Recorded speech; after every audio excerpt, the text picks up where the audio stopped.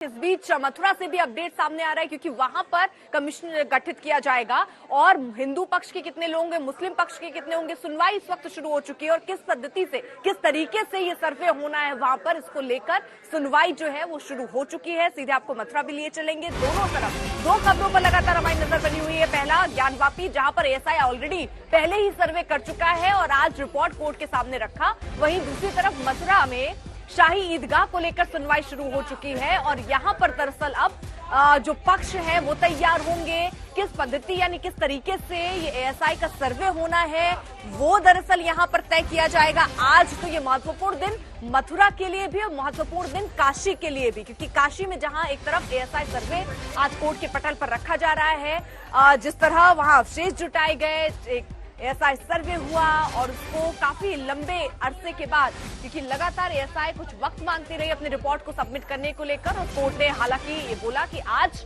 आपको इस रिपोर्ट रखने होंगे। वहीं मथुरा में भी हाईकोर्ट में इस वक्त सुनवाई शुरू हो चुकी है।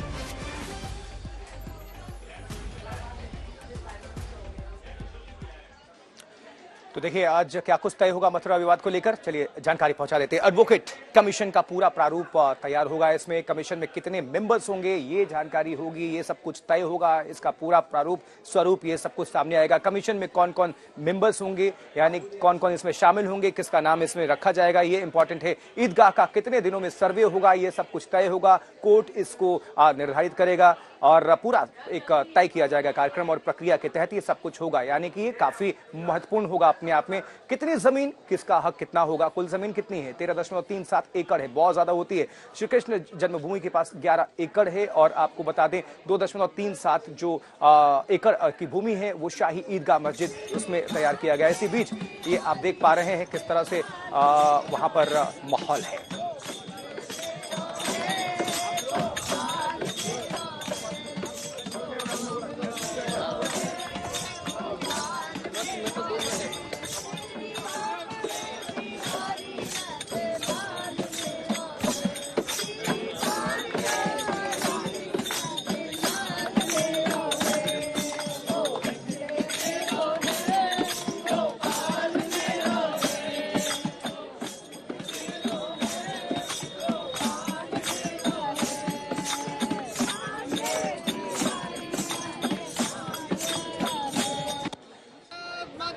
जय भारत माता की जय, सनातन धर्म की जय, सनातन धर्म की जय, सनातन धर्म की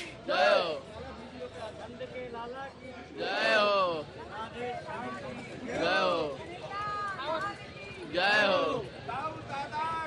जय हो, जय श्री राधे। जब रवि का उदय होता है तो निशा स्वयं भाग जाती है, क्योंकि सत्य का सूर्य प्रकट हुआ है तो झूठ की रात्रि रह नहीं सकती।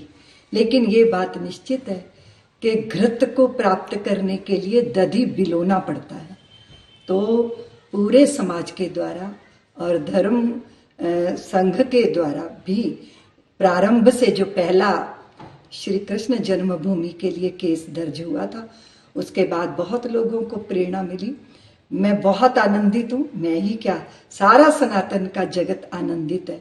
हम धैर्यवान लोग हैं, अनाधिकार चेष्टा कभी नहीं करते। इस वक्त में मुल्क के अंदर इस तरीके के मुद्दों की कोई ज़रूरत नहीं है। मैं ये समझता हूँ कि जब जब चुनाव आता है इस तरीके के मुद्दे लाए जाते हैं और इस तरीके की बातें उठाई जाती हैं, लेकिन ये मामला कोर्ट के अंदर है, कोर्ट के अंदर गया हुआ है। तो मैं यही गुजारिश और अपील करूँगा कि कोई भी फैसला हो वो सबूतों के आधार पर होना चाहिए, तथ्यों के आधार पर होना चाहिए, जो भी गवाह हो उसके आधार पर होना चाहिए। और कोई भी फैसला ऐसा ना हो जो आस्था की बुनियाद पर हो, क्योंकि आस्था हमारे हिंदू भाइयों की भी है, मुसलमानों की भी है और दूसरे मज़ाहिब के लोग भी अपनी आस्था रखते हैं। तो जो भी उसके अंदर सबूत मिले, जो भी तथ्य मिले, उसी के आधार पर कोर्ट को फैसला सुनाना चाहिए। और तमाम ही देशवासी कोर्ट के ऊपर भरोसा और यकीन रखते हैं। कोर्ट का जो भी फैसला आएगा वो तमाम ही लोगों को मंजूर होगा, जो भी सबूतों के आधार पर आएगा।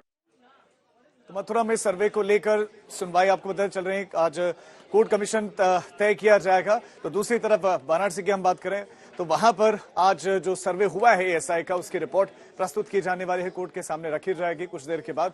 और तीसरी तस्वीर अयोध्या में, जहां पर राम मंदिर का जो निर्माण कार्य है वो अभी भी चल रहा है और जनवरी में प्राण प्रतिष्ठा होनी है। तो तीन तस्वीरें हैं, एक तरफ काशी ज्ञानवापी के केस में आज रिपोर्ट सौंपी जाएगी, तो दूसरा मथुरा शाही ईदगाह मामले में अब एएसआई सर्वे तो होगा, लेकिन कौन करेगा, कब तक होगा, कैसे होगा, उसकी पूरी की पूरी जानकारी आज सामने आ जाएंगे।